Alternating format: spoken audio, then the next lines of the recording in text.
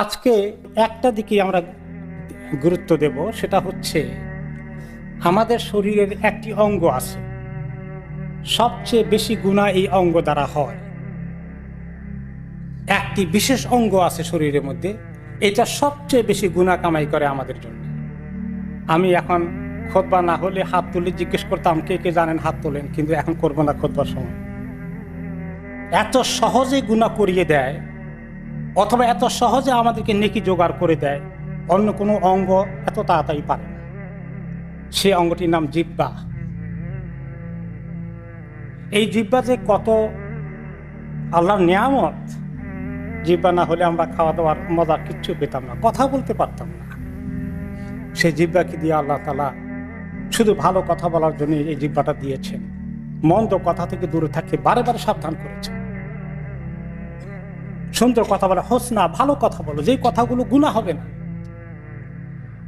আল্লাহর জিকির করো, ভালো কথা বলো, আমর বিল মারুফ নাহি আনিল মুনকারের কাজ করো। এমনকি কিছু গল্প গুজব করা যাবে যেটা সীমা লঙ্ঘন করবে না, যেটা তোমার খাতায় নেকি গুনাহ হিসেবে লেখা হবে না। আল্লাহ তাআলা বলেছেন যে প্রত্যেকটি কথা জিহ্বা থেকে বাইর হওয়া মাত্রই লেখার জন্য রেডি হয়ে আছে ফেরেশতাগণ। ডানে বামে দুইজনকে আল্লাহ নিয়োগ দিয়েছেন, কিরামান কাতিবিন। একটি কথা আহ পর্যন্ত মিস হবে না। সালফে সালেহিনের কেউ অসুস্থ অবস্থা কষ্ট পেলে আহ করে চিৎকার করতেন না, কারণ যে এটা তো লেখা হয়ে যাবে। তো আহ দিয়ে লেখা হলে তো আমার কোনো নেকি হবে না, একটা বেহুদা কথা হয়ে, বেহুদা আওয়াজ হয়ে গেল। কি জানি এতে আহ কষ্ট প্রকাশ করে আল্লাহ তাআলার যে আমার একটু পরীক্ষা করছেন রোগ অসুখ দিয়ে, এটা আমি মনে হয় যেন বিরক্ত হয়ে গেছি, এটা প্রকাশ পায় কিনা এই ভয়ে আহ করতেন। কারণ তারা জানেন যে যে কোনো কথা বললেই লেখার জন্য ফেরেশতারা রেডি হয়ে আছে, এবং সেই লেখাটাকে আমাদের কাছে কিয়ামতের দিন এই সমস্ত আমল আমার মধ্যে এগুলো থাকবে, দেওয়া হবে আমাদেরকে, পড়ার জন্য দেওয়া হবে।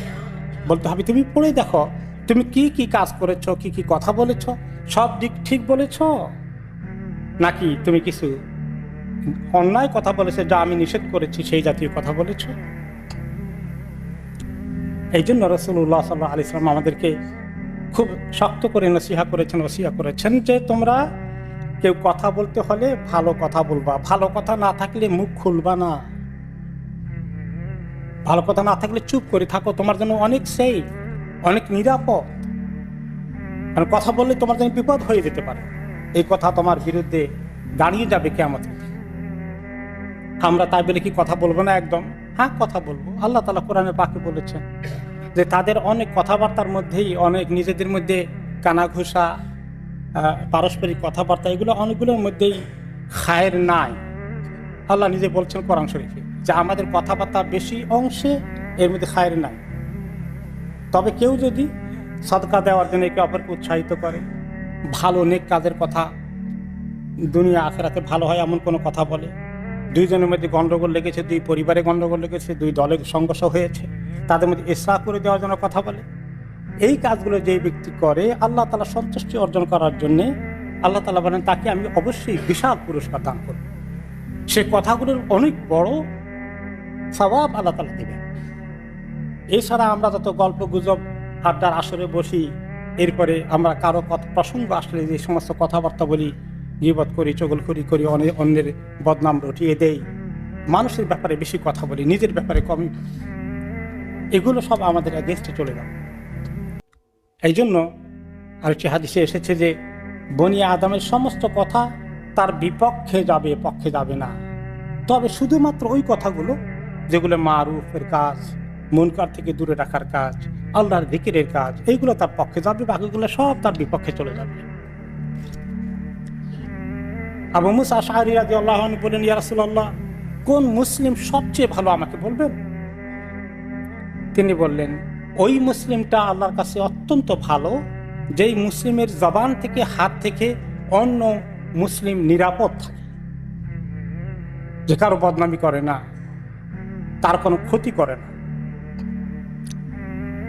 একটা হাদিসে উকবা ইবনে আমির রাদিয়াল্লাহু আনহু বললেন, আমি বললাম ইয়া রাসূলুল্লাহ, আখিরাতে নাজাত পাবো কেমন? তিনি বললেন, আখিরাতে নাজাত পেতে চাও তাহলে সর্বপ্রথম তোমার জবানটাকে একদম আটকিয়ে ফেলো, ধরে রাখো, এটাকে ছেড়ে দিও না। আর প্রয়োজন না থাকলে ঘরেই থাকো, বাইরে বাজারে হাটে রাস্তাঘাটে ঘোরাঘুরি করে লাভ নেই। আর সুযোগ পেলে, সময় পেলে তোমার গুনার কথা মনে করে আল্লাহর কাছে একটু কাঁদো। এই 3টি গুণ থাকলে তুমি অনেক উত্তম মুসলিম হয়ে যাবে। আচ্ছা, হাদিসে রাসূলুল্লাহ সাল্লাল্লাহু আলাইহি ওয়াসাল্লাম বলেন, প্রতিদিন সকালে ঘুম থেকে উঠি যখন আমরা, তখন আমাদের জিহ্বা আমাদের শরীরের প্রত্যেকটি অঙ্গ প্রত্যঙ্গকে লক্ষ্য করে বলে যে দেখো, তোমার দ্বারা আমরা চলি, তোমার মাধ্যমে আমাদের ভালো মন্দ ঘটবে। তুমি যদি ঠিক থাকো আমরা সবাই ঠিক থাকবো। আর তোমার মধ্যে বক্রতা সৃষ্টি হয়ে গেলে, তোমার দ্বারা উল্টাপাল্টা কথাবার্তা শুরু হয়ে গেলে আমরা কেউ সেফ না, আমরাও বক্র হয়ে যাব। নবী করিম সাল্লাল্লাহু আলাইহি সাল্লাম সাহাবী মুআয রাদিয়াল্লাহু আনহুকে নসিহত করলেন, কাছ থেকে ডেকে খুব সুন্দর সুন্দর নসিহত করে শেষে দিয়ে বললেন, সবচেয়ে দামি কথা কি বলবো মুআয, তোমাকে শুনছ? সেটা হচ্ছে তোমার এই জবানটাকে আটকে রাখো, ধরে রাখো, কন্ট্রোল করে রাখো, তোমার মুখকে বন্ধ করে রাখো যতদূর পারো। তো মুআয রাদিয়াল্লাহু আনহু বলেন, ইয়া রাসূলুল্লাহ, কত কথাই না বলি, আপনার আসরে বসে এখানে সেখানে বন্ধু বান্ধবের সঙ্গে কত কথা সারাদিন বলি, সবগুলো কি আমাদেরকে আল্লাহর কাছে জবাব দেওয়া লাগবে? তিনি বললেন, তুমি কি বলো মুআয? সবচেয়ে বেশি মানুষ জাহান্নামে নিক্ষিপ্ত হবে কোন অঙ্গের কারণে জানো? জিহ্বার কারণে। অনেক মানুষ চুরি করে যাবে, কেউ মদ খেয়ে যাবে, কেউ জেনা করে যাবে, কেউ আরো গুনাহ করে যাবে, কিন্তু বিশাল সংখ্যক সবচেয়ে বেশি মানুষ যারা চুরি করে না, মদ খায় না, নামাজ পড়ে, নেককার, এই সমস্ত লোকগুলোর বিরাট অংশ জাহান্নামে যাবে, আল্লাহ মাফ করুন, শুধু জিহ্বার কারণে। এই জন্য সাহাবায়ে কেরাম এই হাদিসগুলো এবং কোরআনের আয়াতগুলো শুনে এত সতর্ক হয়েছেন। ইবনে আব্বাস রাদিয়াল্লাহু আনহু নিজের জবানকে টেনে ধরছেন, ধরে এটাকে বলেন, সাবধান, তুমি সাবধান থাকো হে জিহ্বা, তুমি যদি ভালো বলো তাহলে তোমার অনেক নেকি আছে ভালো কথা বললে, আর তুমি যদি চুপ করে থাকো তাহলে তুমি অনেক গুনাহ থেকে বেঁচে যাবে। তা না হলে কি হবে জানো? তুমি একদিন আফসোস করবে যে কেন এত জবান চালিয়েছিল, এত কথা কেন বলেছিল, যেগুলো আমার বিরুদ্ধে লেখা হয়ে গেল আজকে। আবু বকর রাদিয়াল্লাহু তাআলা আনহু, উনি একদিন নিজের জবানকে ধরে এমনভাবে টানাটানি করছেন, এই তুমি আমাকে এই উল্টাপাল্টা দিকে নিও না, তুমি সাবধান, জিহ্বাকে ধরে টানছেন একদম। হঠাৎ করে ওমর রাদিয়াল্লাহু আনহু বললেন যে আপনার এই অবস্থা কেন, জিহ্বাকে ধরে এরকম করেন কেন? তিনি বললেন যে জানো, এই জিহ্বা যে আমাকে কত উল্টাপাল্টা জায়গায় ব্যবহার করিয়েছে, আমার যে কি সর্বনাশ করেছে তুমি কি জানো?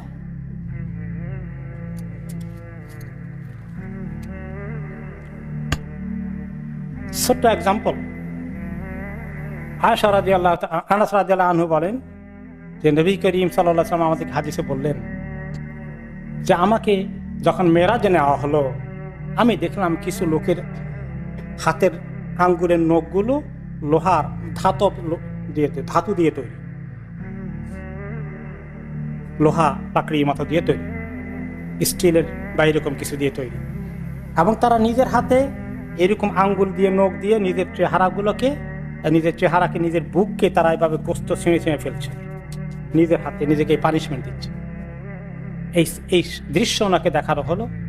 তো রাসূলুল্লাহ সাল্লাল্লাহু আলাইহি ওয়াসাল্লাম বলেন, আমি জিবরিলকে জিজ্ঞেস করলাম, এগুলো কি, এই লোকদের এই দুর্দশা কেন? নিজের হাতে নিজের লোহার আঙ্গুল দিয়ে, নখ দিয়ে এরকম নিজের মুখ থেকে গোস্ত, বুক থেকে গোস্ত ছিঁড়ে ফেলতেছে কেন? এই শাস্তি কেন তাদের?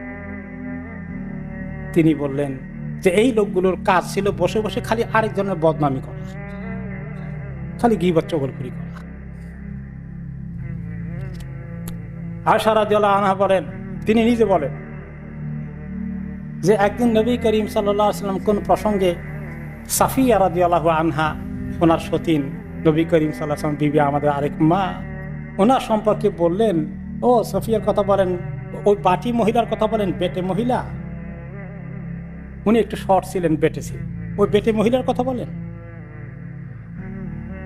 নবী করিম সাল্লাল্লাহু আলাইহি ওয়াসাল্লাম বললেন, আয়েশা, এই মহিলাকে বেটে মহিলা, খাটো মহিলা, এটা বলে তুমি তাকে যে এইরকম কথাটা বললে, তোমার এই কথাটা যদি একটি সাগরে ফেলে দেওয়া হয়, গোটা সাগরের পানি ময়লা হয়ে যাবে।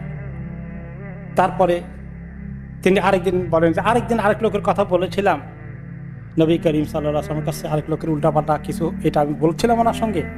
উনি বললেন, আয়েশা, আমাকে যদি দুনিয়ার বিশাল টাকা পয়সা, বিশাল সম্পদ দেওয়া হয়, যে খালি এই কথাটা শুনেন, আমি তা শুনবো না। তাহলে এরকম বলা, এরকম শোনা, দুইটার থেকেই এই উম্মতকে নিরাপদ থাকার জন্য তিনি বলেছেন।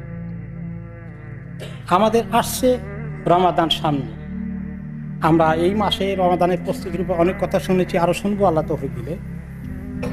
কিন্তু শুধু শারীরিক প্রস্তুতি, শারীরিক রোজা নয়, তিনটা জিনিস থেকে দূরে থাকার নাম রোজা, শারীরিক রোজা হয়। কিন্তু রোজার যে আসল রুহানি রোজা, সেটা কোথায়? সেটা এইভাবে আল্লাহ তাআলার প্রত্যেকটি হুকুমকে মেনে চলা, প্রত্যেকটি গুনাহ থেকে দূরে থাকা, এটা হলো আসল রোজা। সেই রোজার জন্য আমাদের প্রস্তুতি নেওয়া দরকার। সেই রোজার জন্য আল্লাহ তাআলা আমাদেরকে তৌফিক দেন। এখন থেকে আমরা চর্চা করি, আজকে থেকে সবাই সিদ্ধান্ত নেই যে আমরা সবাই তো বেশার কম এরকম আরেকজনের কথা আলোচনা করতে খুব পছন্দ করি, খুব মজা লাগে, আরেকটু চললেও আরও ভালো লাগে মনে হয় যেন। এরকম বিপদ থেকে আল্লাহ তাআলা যেন আমাদেরকে উদ্ধার করেন, এবং আমাদের রোজাগুলোকে আল্লাহ তাআলা কবুল করেন, এবং এইরকম রোজার তৌফিক দান করেন যে রোজা, কথা হাদিসে এসেছে যে যে ব্যক্তি শুধু খাওয়া পান এই তিনটা কাজ থেকে দূরে থাকলো, কিন্তু বাকি অন্য গুনাহ থেকে দূরে থাকলো না, তাহলে আল্লাহ তাআলার কোনো দরকার নাই তার এই রোজার। পরিষ্কার হাদিস। আমাদের এই রোজার কোনো দরকার নাই, আল্লাহ তাআলা শুধু উপবাস থাকার রোজার আল্লাহর কোনো দরকার নাই। রোজা মানে হচ্ছে যে গুনাহ থেকে দূরে থাকে। তো সবচেয়ে সহজ যে জবানে আমাদের এতগুলো গুনাহ করিয়ে দেয়, সেই অঙ্গটাকে নিয়ে আমরা চিন্তায় থাকতে হবে, এই যে কিভাবে এই অঙ্গটাকে আমরা বন্দী করে রাখতে পারি। সালফে সালেহিন কেউ বলছেন, শরীরের কোনো অঙ্গ এত বেশি জেলখানা রাখার দরকার হয় না, যত বেশি দরকার হয় জিহ্বাকে জেলখানায় বন্দী করে রাখার মতো। তাহলে আমাদের আজকে থেকেই, এখন থেকেই প্র্যাকটিস করি যে কিভাবে আরেকজনের কথা, অন্যের কথা আলোচনা করার থেকে আমরা নিজেদেরকে হেফাজত করব। খামাকে একটা বিপদ নিজের জন্য ডেকে নিয়ে আসা, এই কথার মাধ্যমে যদি কিছু লাভ হতো, টাকা পয়সা পাওয়া যেত, তা একটা কথা হলে দুনিয়ার কিছু পাওয়া গেছে, তাও তো পাওয়া যাবে না, কিন্তু আখিরাতের কত বড় ক্ষতি হয়ে যাবে। আর এই সহজ, এই কথা তো এত সহজ, এর জন্য কোনো গুনতেও হয় না, কোনো বিলও দেওয়া লাগে না, ট্যাক্সও পে করা লাগে না, শুধু ফরফর করে আসতেই থাকে, আমরা বলেই যাচ্ছি। তো এই যে কথা, এই কথার বিপদ থেকে যেন আল্লাহ তাআলা আমাদেরকে হেফাজত করেন। রোজার আগেই আমরা এখন থেকে প্রস্তুতি নেই যে আমরা ঠিক একদম রোজাটাকে পারফেক্ট করার জন্য, আর সেই উসিলায় আমাদের জীবন থেকে এই জিহ্বার গুনাহ দূর করার জন্য আল্লাহর কাছে তৌফিক চাইবো এবং প্রচেষ্টা চালাবো। আল্লাহ তাআলা যেন আমাদেরকে সুযোগ দান করেন, তৌফিক দান করেন।